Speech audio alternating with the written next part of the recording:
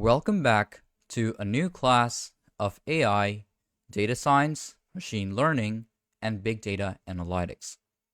The topic of this class is going to be advanced visualization with Seaborn and also feature engineering and also pre-processing.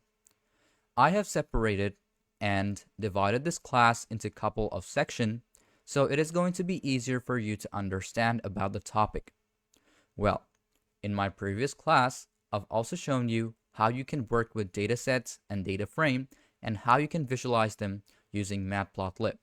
So if you want to get into more of the intermediate section or the intermediate part of visualizing your data, you have to understand about Seaborn.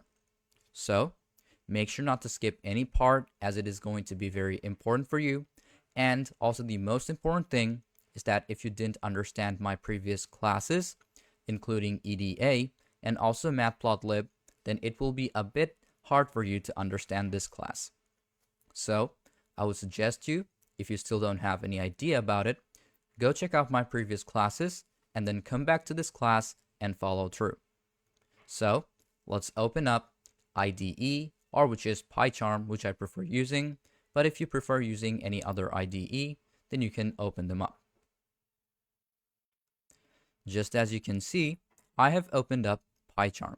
Let's create a new project. As we have the project, inherit the packages, make sure to select the version of Python whichever you prefer and press on create. In just a couple of seconds, you will see the virtual environment will be created. Now, before getting into our hands-on experience of this class or the practical part about this class, we have to understand what is advanced visualization with Seaborn. So first off, what is Seaborn? Well, if I get to the summary, Seaborn is also a type of module or a package of Python which basically helps you to visualize your data. So if you have any statistical data set or a data frame and you want to visualize it using a library with which, let's say, you can also intertwine it or connect it with Matplotlib and also get the intermediate version of visualizations, then Seaborn is the exact tool for you.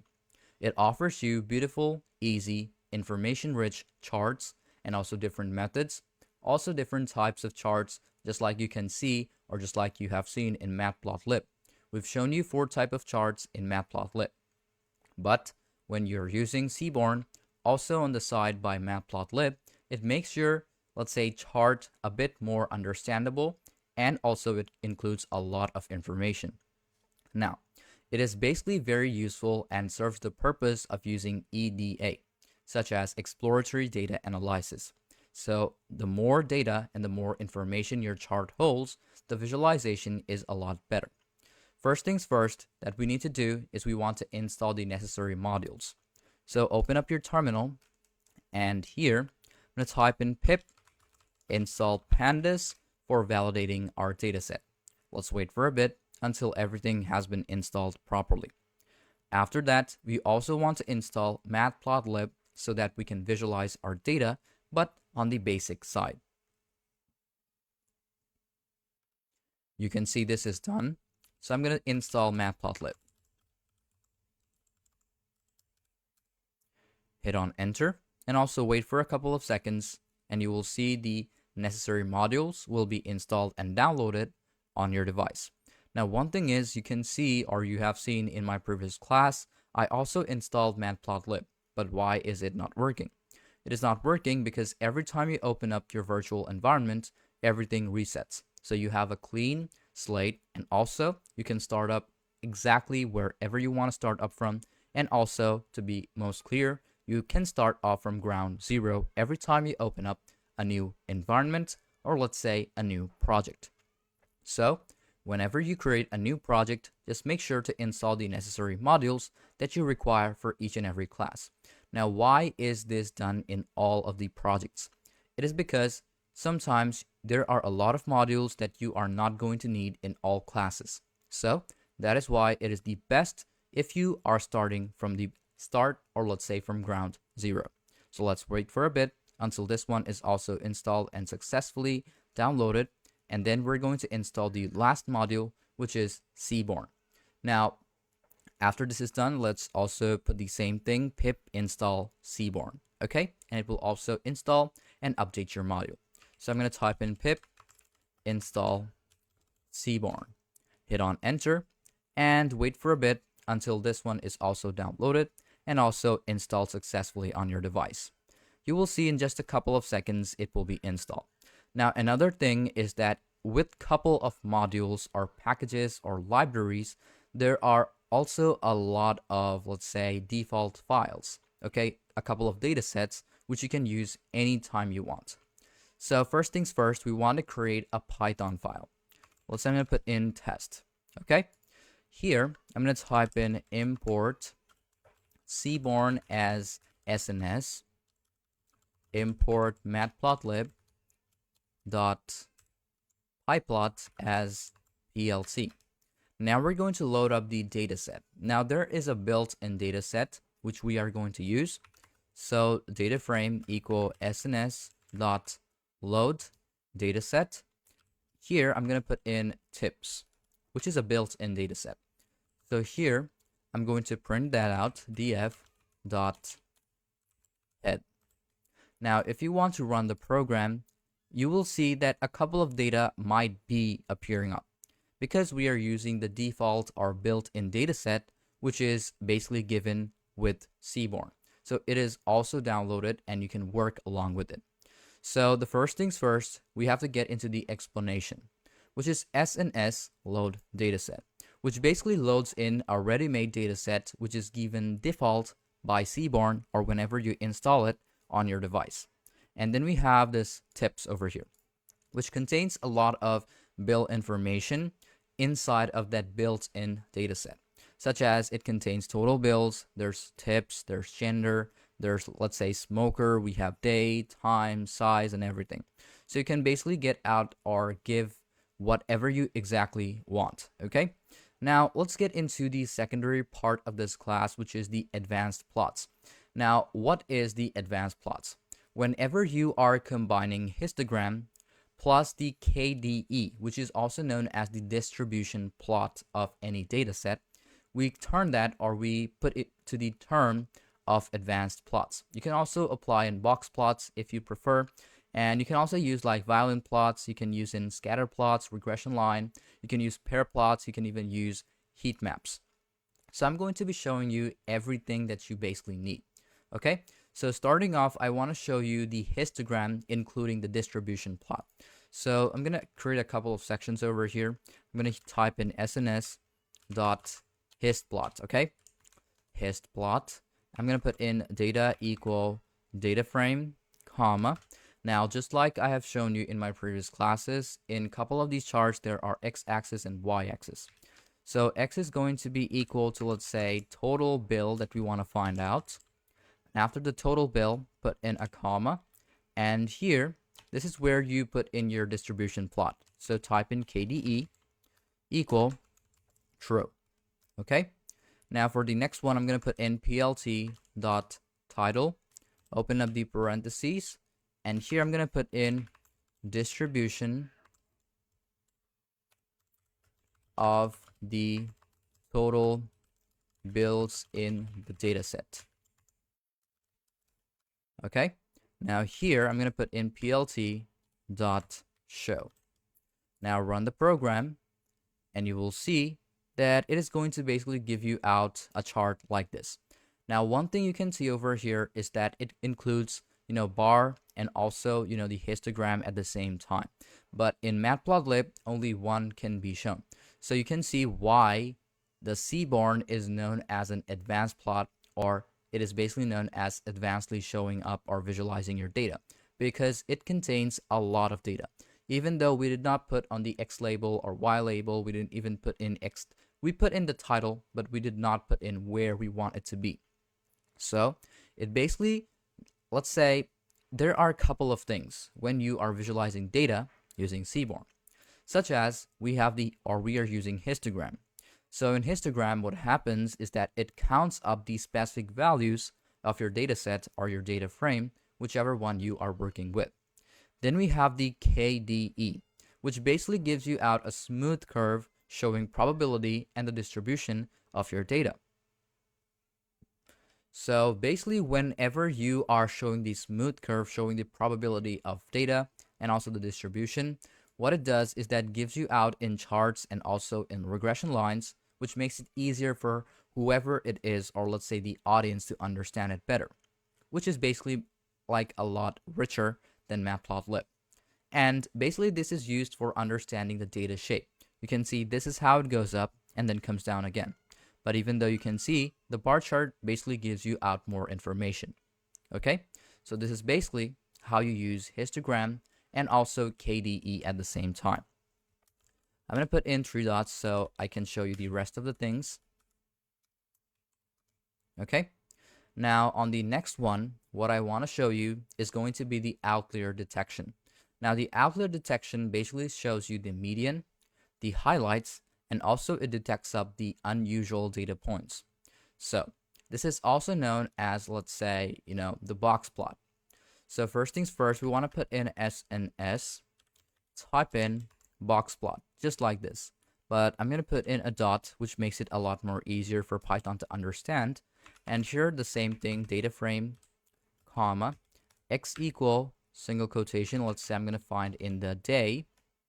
Let's say on the y-axis, I want to find in the total bill. There we go. Now after that, I'm going to put in the title, PLT, title. Now open up the parentheses. Let's say I'm going to put in total bill, individual day. And here I'm going to put in PLT dot show. Run the program. The same data will appear up, but now you can see we have the box plots. You can see we have the circles over here. We have this box plot over here, which basically gives you out a probability of how much your data is there. So this is basically how you visualize your data just by using box plots. So in the same way, let's just postpone the action over here. Now let's move on to our next plot. In the next plot, what I want to show you is going to be known as the violin plot. Now this is a bit more advanced, and if you don't know the previous methods, then it is going to be a bit hard for you to understand the whole thing. Now, violin plots are also known as the advanced version of box plots because it contains a lot more data. And in the same way, it is also going to work with your x-axis and also include your y-axis at the same time. So what I want to do is get the exact same thing, but in a visual violin plot. Okay, so I want to find out the total bill of the individual day. Okay, so first things first, I'm going to put in SNS dot violin plot. Now here, define your data frame at the same time. Now I'm going to work with the x-axis first. Let's say first off, I want to work with the day on the x-axis. And on the y-axis, what I want to do is I want to find out the total bill. So there we go. We have visualized, or we have given out our data. Now I'm going to put in the title. So the title of this is going to be the violin plot. Violin plot. And in the same way, let's say total bill individual day. So after the end, what I want to do over here, I'm going to put in PLT dot show. Okay, so I'm just going to run out the program and check if it visualizes your data, and you will see at the same time that it will be printed out just like this. Now what it basically does is also it gives you out a distribution of the probability. Now what it does is that it combines the box plot and also includes your KDE at the same time. So it includes box plot and also distribution plot at the same time. Okay, so what it basically does is that it shows data distribution a bit more clearly than the previous ones. Okay, which makes it a lot more advanced and a lot more complex than using the previous ones. So as we're done with the violin plot, we want to show you the next three more. Okay, so after this, I want to move into, let's say, the scatter plot. But I've shown you the scatter plot in my previous class of matplotlib, and those are very basic. But here, I'm going to add in regression line at the same time. So here I'm going to put in SNS dot lm and then put in plot, lm plot. Okay. Data should be equal to the data frame. Now on the x-axis, I'm going to find out the total bill. And there we go. Now on the y-axis, we're going to be working with the tips. Now after that, I'm going to put in plt dot title. After the title, let's say I'm going to put in the keyword relation between total bill and tips per day. At the end, I'm going to put in plt.show, run the program, and you will see everything will run exactly the same. You can cut this part off if you prefer. You can run the program, and you will see everything will show you off as an error. Now, you might think like, why is it not printing out my value? Because it is totally fine, because you're going to need a pair plot, which is also known as a multivariate relationship. So here, you want to type in SNS dot pair plot and put in your data frame, and then you're going to type in plt dot show. Now you can run out the program. It might show you off as an error at the beginning, but I can show you like how you want to make this work. If it gives you up like a couple of errors over and over again, just type in tip over here. Let's just cut out this part, run the program, and you will see that this will appear up on your screen. Okay, so now you can see we have the LMP plot, or also known as the scatter plot, including the regression line. Okay, so this basically shows you the correlation and also adds regression line automatically to visualize your data a bit more better. If you want to use the pair plot, just like I said, just type in the exact same thing.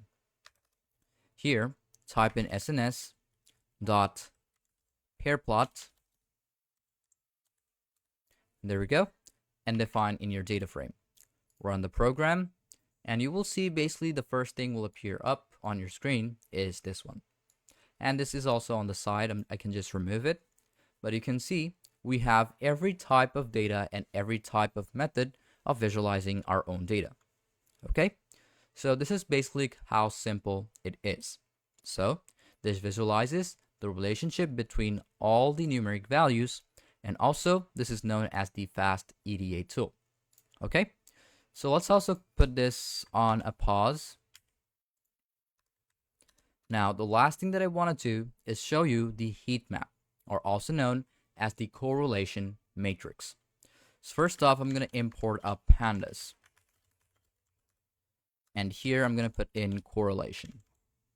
CORR equal df dot correlation.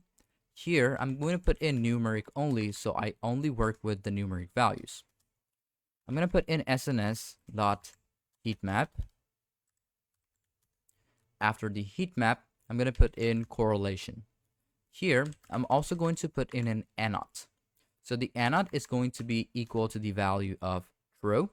And also, as we're using like CMap, so type in CMap just like this. And here, let's say I want a cool warm CMap. You can also use warm if you want to, but I just prefer using cool warm. And here, I'm going to put in plt.title. Here, I'm going to put in correlation matrix. Okay, so here, as we have the correlation matrix, now I'm going to show out my visualization. So put in dot show. That's it. Now you can run the program and just wait for a bit, and you will see the correlation matrix on the side. Okay, so this is basically, when you have variables which are related and you have like strong positive and negative correlation. And this is basically used for future selection of your data, which one you want to work with and which one you don't want to work with. Okay, so there are lots of data. You can see on the most predictable ones are in red. Then we have, a lower red, and we have bluish, we have sky blue. You can see we have tips over here. The lowest terms are 0.49, and we have 1, which is the highest amount of tip. Okay, So that is basically how it is going to work when you have relation of your data set. Okay, so now you have learned everything about CMap, or let's say Seaborn, and also how you can visualize your data better. Okay, so now let's move on to the next part of our class, which is feature engineering and pre-processing. So first off, you have to understand about what is feature engineering. So feature engineering means transforming your raw data into meaningful input, such as featuring with machine learning and also applying it for AI models. So there are specific steps which you have to follow up, such as handling your missing values, encoding the data, scaling numerical data, featuring your selected data, and also feature the creation of your model. Okay, so first off, let's create a Python file. Put in test1. Okay, so first thing, I want to load up my data. So I'm going to type in import pandas as pd. Now I'm going to create our df pd.read_csv. Now one thing that I want to use over here is going to be also a built-in data set, which is iris.csv. Now this should come as a default and built-in, but if it is not working, I'm going to show you where you can find it. So first off, I'm going to print out the data, df.head, and open up the parentheses. Now if you run the program, either it is going to show you this error, you can see no such file in directory iris.csv. If you cannot find it, it is completely fine. First off, what you basically have to do is open up a browser. So whenever you open up your browser, you can just search for iris.csv file, and you can just go off to GitHub gist. Now click on download zip. It will start downloading the zip file on your PC, and then you can just open it up and drop it in your directory file. Okay, so there we go. We have the iris file, and this is the virtual environment. So I'm just going to drag it inside of this file, so it is now inside. Okay, so I'm just going to cut this off, and there we go. Now we want to rerun the program again. You can see we have the iris CSV. Now run the program, and there we go. We have the CSV file, and we are basically reading it. Okay, now if it doesn't find out the iris file, there are a couple of codes which you can run, but you can use Seaborn for that. Now if you don't want to file out, or let's say find out the CSV file, let's say run_CSV_iris. Now even if your Python or pandas does not have the iris, you can use Seaborn. Okay, so here type in from sklearn dot datasets import load underscore iris. Okay, here then type in import pandas as pd. Iris is going to be equal to load iris, open up the parentheses, keep it empty, data frame equal pd dot data frame, open it up, iris dot data. Now after iris dot data, put in comma, columns is going to be equal to iris dot feature, and after feature you put in the exact names that you want to use. Now after that, you just basically put in data frame and define in the target value, which is target, and put in equal to iris dot target. That's basically it. Now you want to run the program, and you can see it cannot still find the iris dataset. If this appears up, let's just go off the terminal, type in pip install sklearn. That's it. Now just wait for a bit, and sklearn will start downloading all the dependencies. Just make sure you are connected to the internet and you have a stable internet connection. That's all. Now you want to run the program again, and you might see that it is going to basically show you up the error over and over again. You also want to install another module. Let's open up the terminal and type in pip install scikit dash learn. Now run the program, or let's just go off the terminal, hit on enter, and wait for a bit. If it shows you that scikit-learn has been installed successfully, or scikit-learn 1, or whatever version it is, then just wait for a bit. Okay? So it is going to download all the necessary data that it needs to run successfully and to be functional. There we go. Now this is done. Now let's rerun the file. You can see it is indexing, so it's going to take just a bit of time. Let's wait up for a bit. So I'm going to click on show all, and there we go. If it shows you that process finished with exit code 0, then it means that it has run perfectly and it also has found the iris file. Okay, so now that we have our iris file, now we're going to work with handling the missing values. Let's go to test 1. Here, I'm going to put in print, and after print, you put in df dot is null. Okay, open it up, put in dot sum, and open up the parentheses one more time. Now we're going to wait until the Python interpreter is basically done, but you can rerun the program. Whenever you rerun the program, you can see there is 0 missing values. Now, if you want to file or fill out any missing numerical values, then what you basically do is you type in df, open up the secondary bracket, let's say sepulent.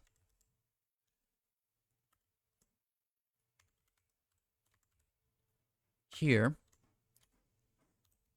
all of them are in centimeter, so I'm going to put in centimeter after the secondary brackets, put in fill NA, put in data frame, secondary bracket. Here, I'm going to put in double quotation, first of all, secondary bracket. Here, sepulent, and open it up with centimeter. Now, after the secondary bracket, you want to put it with the mean value. So you have, let's say, the average value of everything. Now here, I'm going to put in place equal true. That's basically all that you need to do. Well, this is basically going to fill out your numerical value. Now you can run the program, and it might show you off as an error, sepulent, meter, and all of those. But what basically happens is that there is no missing values, just like you can see, 0. So it is not going to work. But you can also put in sepul dot length, and you can cut off the centimeter. You can rerun the program, and this is basically how it is going to work, because this basically does not work if it does not have any missing values. If you want to fill out the categorical values, you put in df, let's say double quotation, I want to put in species. After that, I want to make sure that it is equal, secondary bracket, species. After that, dot fill NA, open it up, data frame. Now, as I want to fill up species, I'm going to put in secondary bracket. And after the species, I'm going to put in dot mode. Okay, open up the parentheses. Now, what do you want to fill it with? I want to fill it with the numerical 0. That's basically all that you need to do, and you can run the program and the category will change. Okay, but as we don't have any missing values, it is basically not going to work. Now, let's move on to the next part of this class, which is going to be encoding your categorical variables or your data. So you want to type in from sklearn. Okay, now after sklearn, we're going to pre-process our data. So put in dot preprocessing. After that, I'm going to put in import label, and I'm going to put in encoder. Now LE is going to stand for label encoder. So I'm going to put in label encoder, open up the parentheses, data frame, secondary bracket. Now I'm going to start off with the species one more time. It's going to be equal to LE dot fit underscore transform. Now inside that df, I'm going to put in species one more time. Now one thing that I want to do over here is I'm going to put in the 3 of these parentheses, so I just postpone these actions. And there we go.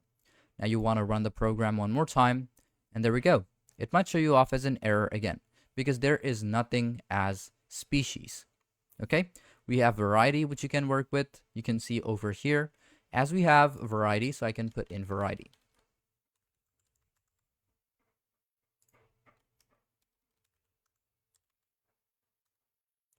Run the program, and there we go. We have the type and also the process finished with exit code 0. In the same way, if you want to work with one hot encoding, so put in df pd, then put in .get, and you can get dummies. This is basically used for machine learning models. So here, data frame, comma, columns, equal, here, I'm going to put in variety. Variety. Now I want to print out my data. df.head. Now you can run the program and you will see that everything that we need is going to be printed out just like this. Okay, so that is how simple it is. Now you can also feature your scaling in a standard way and also in a minimum maximum way. If you want to do that, first off, let's also postpone these actions. So first things first, I'm going to put in from sklearn. Then I'm going to put in preprocessing. First off, as I want a standard scalar, so I'm going to put in standard scalar. After that, I'm going to create a variable. Let's say I'm going to put in scalar. I'm going to put in standard scalar, open up the parentheses. And here I'm going to put in the scaled value, scalar.fit. After that, underscore transform. I'm going to transform with the drop, df.drop. Open up the parentheses. Let's say I'm going to put in the target. After the target, I want axis equal 1. Now you can run the program. You might see it might show you off as an error, okay, because there is no target found. So instead of the target, what I can do over here is, let's say I want also the variety or maybe the petal width. So I can copy this and paste it over here and run the program. You might see that the D type is going to be, a float value. So what I want to do is, let's say I want a variety. Let's cut this part out, run the program, and if it shows you an error again, then it means that it does not have the D type, which we basically want. But it is a standard meaning, okay? If you want to work with minimum maximum scaling, which is 0 to 1, you put in, start off with from sklearn.preprocessing. I'm going to put in import minimum and maximum scalar. Scalar is going to be equal to minimum maximum scalar again. And here, I'm going to put in the scaled value. Scaled equals scalar.fit underscore transform df.drop. Here, let's say I'm going to put in variety again. After variety, you can say I'm going to put in comma, and then I'm going to put in the axis equal 1. Okay, now in the same way, I'm going to postpone these actions and run the program. And in this way, it will basically give you a minimum and maximum scalar from 0 to 1. If it does not have any data, which matches up with the data that you want to work with, it is not going to print out anything. Now, the last thing that I want to show you in this class is going to be the feature selection. If you want to have the feature selection, let's say start off with from sklearn and put in, let's say, feature either extraction or you can put in selection. Now I'm going to import select. Here I'm going to put in k best. After that, put in comma, and here I'm going to put in the f class if. After that, I'm going to work with my x-axis, df.drop. Open it up. Let's say I'm going to work with variety again. And after the variety, I'm going to define my axis. Let's say axis equal 1. Now on the y-axis, equal df, and open up these secondary brackets. I'm going to put in variety over here again. Now I'm going to put in my selector. Equal, I'm going to put in select k-best. Now I'm going to put in score value, score underscore the function. Here I'm going to put in f class if. Now as I'm working with KDE, I'm going to put in k equal 2 in this case. Now I'm going to put in x underscore new as the variable. And here I'm going to put in selector dot fit. And also I'm going to transform my value into my x and y axis. So x, comma, y. Now I'm going to print out my variable with x new as my variable. And also I want it to be sliced a bit. So let's say 5 as the value. If you run the program just like this, you will basically see, you can see we have the x is not defined. So if it is not defined properly, I'm going to make sure I put in the x over here, and then I rerun the program. If I rerun the program like this, now you can see we have a sliced up data, and it is kind of looking like a bit of the pandas list. Okay, so that is going to be it for this class. Now let's get into the summary. Is that Seaborn basically helps you to visualize your distributions and your probability. It detects your outliers or your advanced plots. It can also find out relationship between multiple variables at the same time. It can work both with EDA and also pair plots, and also helps you with heat maps. Not just heat maps, it also gives you out of like a variety of correlation. And when are you going to use your feature engineering? It is basically used to clean out and transform your data, encoding your categorical data, scale your features, selecting important feature, and also creating new feature however you prefer. So, hope you understood about everything in this class, and if you still have any confusion or any question about any part of this class, feel free to ask me anytime. I'm always there to help you out. So without any further ado, let's move on to our next class of AI, machine learning, data science, and big data analytics.